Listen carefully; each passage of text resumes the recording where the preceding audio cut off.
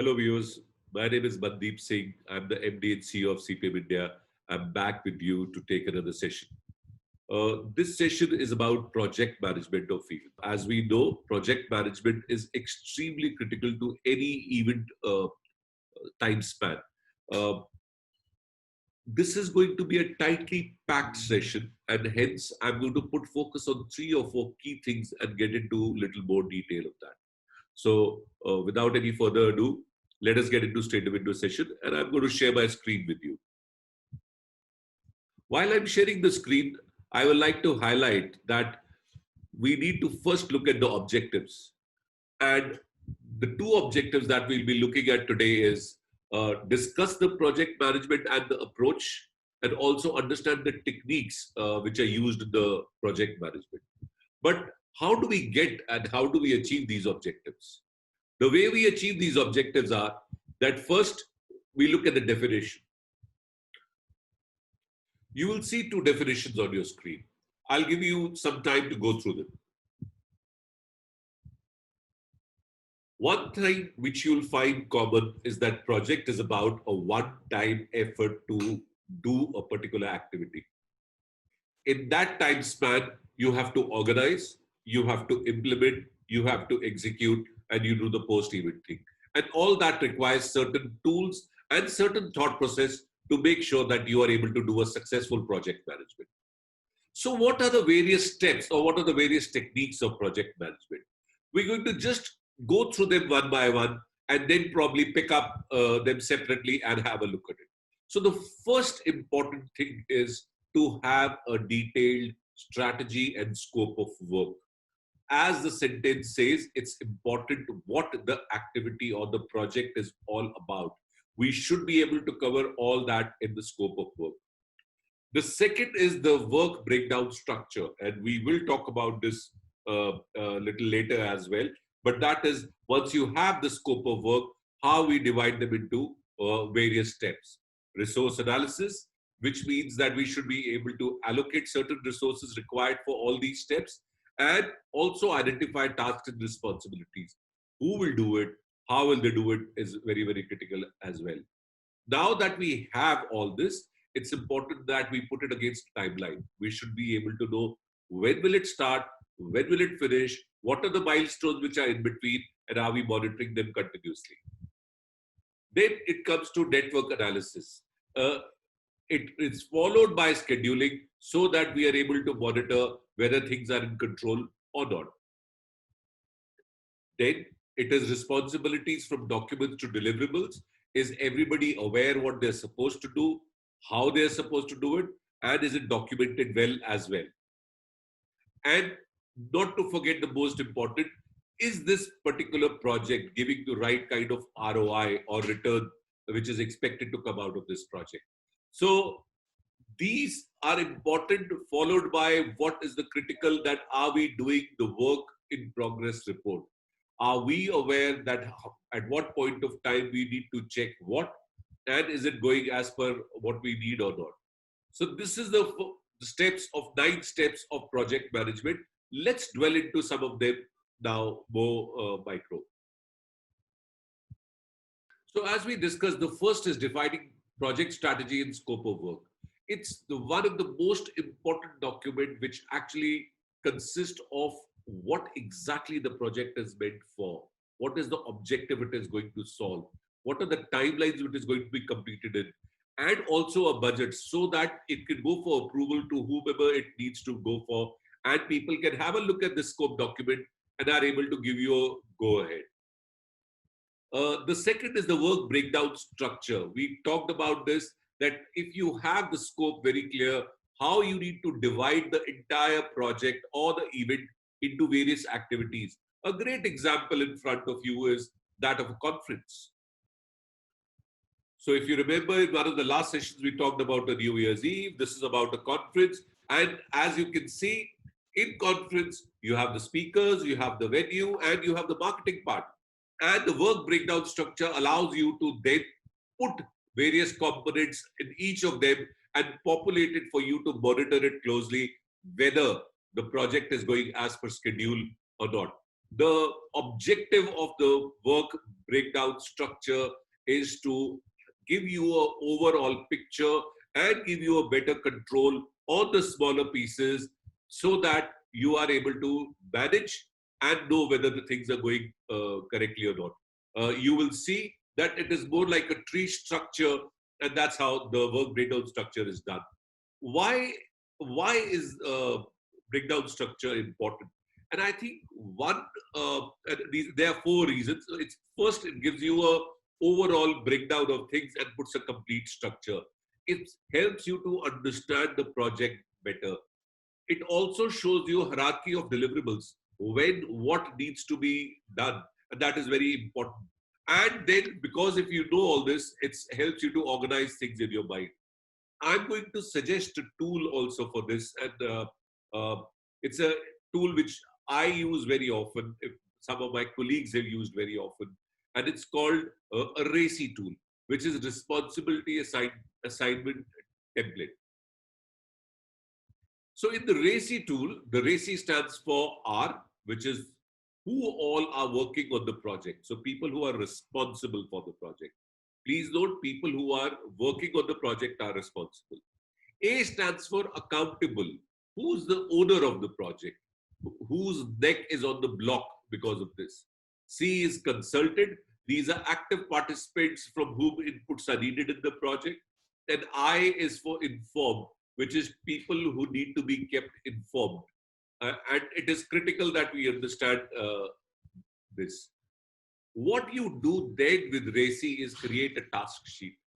So you have people on the top row and you have tasks on the column side. You know people who are in your team, you know the tasks which you have broken down for the event, and each task then somebody is responsible, somebody is accountable, somebody needs to be consulted, and somebody needs to be informed. That's how we see it. That's what RACI stands for.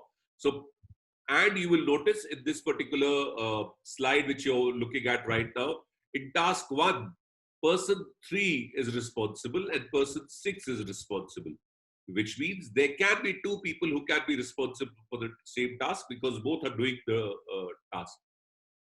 Although there's only one person which is accountable, which is person 5 in task 1. And then there is person 1 who needs to be consulted and person 4 who needs to be informed. And this is how you create the whole RACI task sheet. I'll highlight few things. Although more than one person can be responsible, but only one person can be accountable. So you need to be careful that only one person is accountable in this. And that's important. Also, another advantage of the RACI task sheet is you are able to see the distribution of work. You're able to see, is one person overloaded with too much responsibility or accountability? Is one person just being informed all the time? So that's how you distribute the various things. And last but not the least, depending on the skills of the people, you can give them work. So people who are more responsible probably could be doing more tasks and things like these. So this is a tool which I wanted to share with you, which can help you to make your WBS much better. Next, let's look at the resource analysis. Resource analysis is equally important. You have broken down the tasks, you know who's responsible, who's accountable, but what needs to be understood, what kind of resources are required, whether resources are going to be provided by the company which is doing the event, is it going to come from some of the clients or sponsors, and what are the tasks which need to be outsourced to a supplier. As somebody who's organizing an event, it's not possible that you will be doing all the stuff yourself. So what are the things which need to be outsourced to a supplier, which become your resource as well? Also, there are events for which sometimes resources need to be created specifically. So, which are not probably readily available, which need to be customized, which need to be created, specifically for the event. So, we need to outline all the resources, and that's what we talk about in resource analysis. Let's move on from resource analysis and then come to identify tasks and responsibilities in a particular area. We talked about RACI, but here is a great example that if you're doing a convention or a conference, how the promotion responsibilities might look like. And the reason why this is displayed is to give you an idea that even under each head, you will have subheads and then micro heads under them. So you're able to monitor it very, very closely. In promotion, you have to identify the media, you have to get in touch with the media, you need to create a schedule, and then you need to create a press release. Under each one of them, there are micro responsibilities. When you talk about identifying the media, a comparative analysis, which is the media which suits you best. When you're talking about contacting the media, who's the person you want contacting, by when you should contact him. Scheduling, who's responsible and how it's going to be done. So this is another way how we use the RACI. This is another identifying task and responsibilities the way it has been seen. According to me, scheduling is one of the key factors when it comes to events. The reason I say this is because lots and lots of events just get ready at the right time. And that is something which we need to be watch out for. Scheduling is one of the key factor where we put all the tasks against a timeline.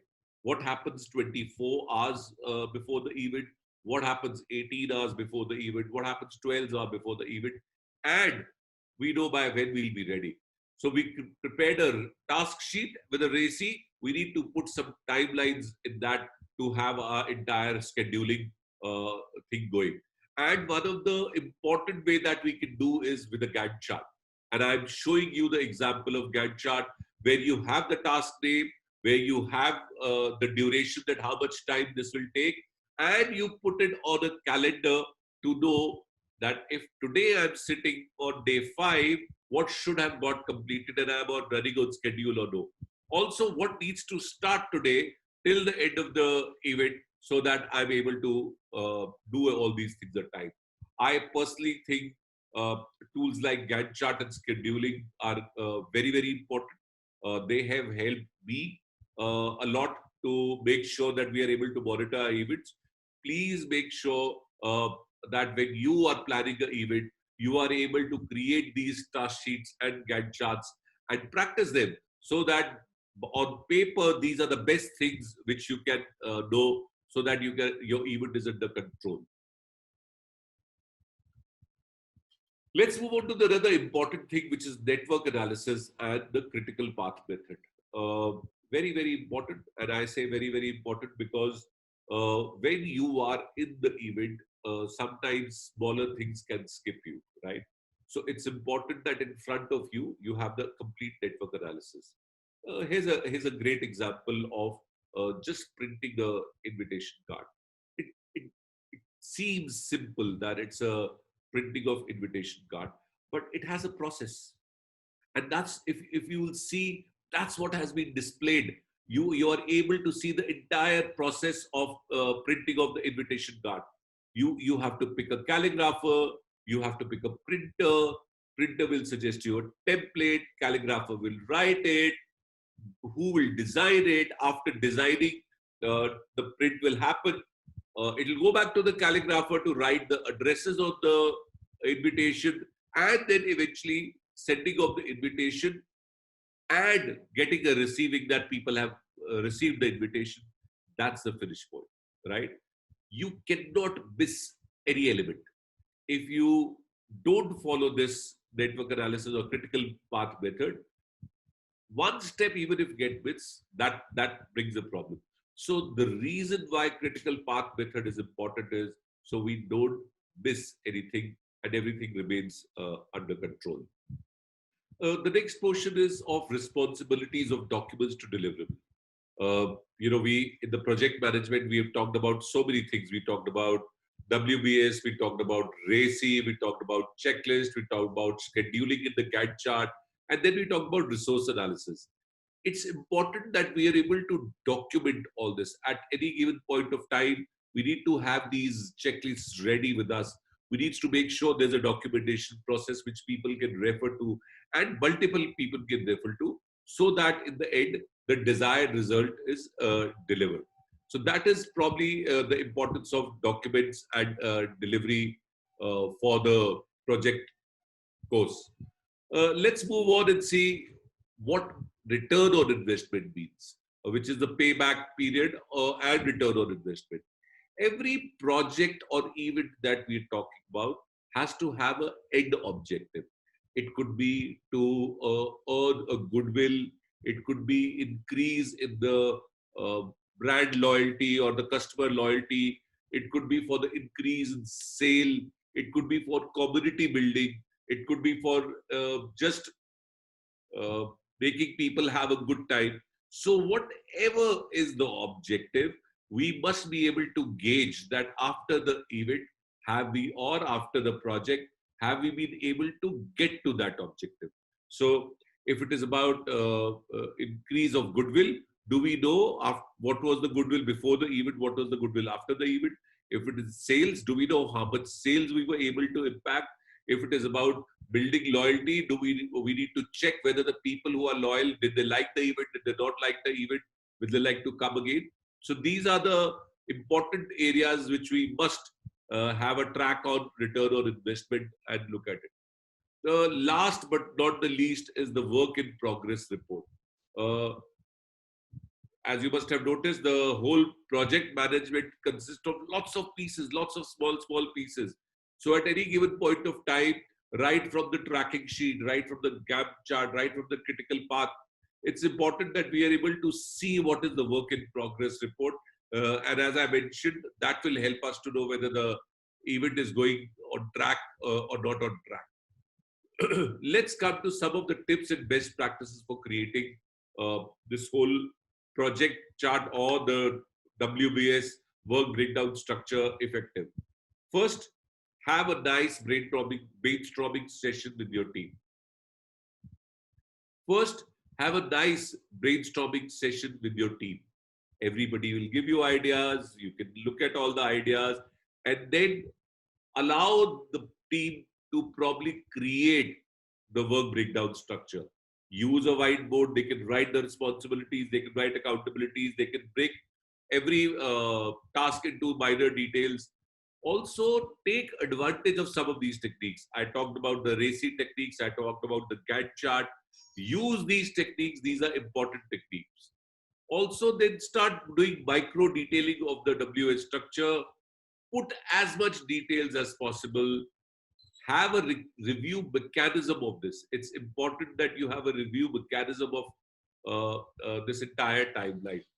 Remember the documentation. You have to document whatever the review you're doing or whatever uh, timelines you have prepared. If you haven't done that, then it becomes a problem.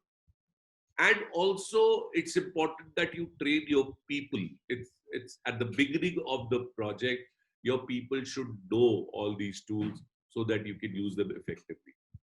I'll stop sharing my screen now and talk to you. Uh, Project management, according to me, is the heart and soul of any event. The reason why I say this, it requires discipline, it requires follow up, it requires certain bit of what your enthusiasm and certain bit of diligence that you continuously need to look at it, that everything is going on time. It is this part of the theory in event management that is going to help you the most. You will adapt it to the live situations, you will change it to the live situations, but your knowledge of this needs to be solid. My suggestion to you is think of an event in your mind, create these Gantt charts, create the RACI task sheets, look at the critical path method, and practice so that with this, whenever you come to a situation where you have to plan for the event, actually, you will be equipped to do this. Thank you so much for joining in. I hope you enjoyed the session. I enjoyed talking to you, and I hope sometime soon I'll see you at the live events.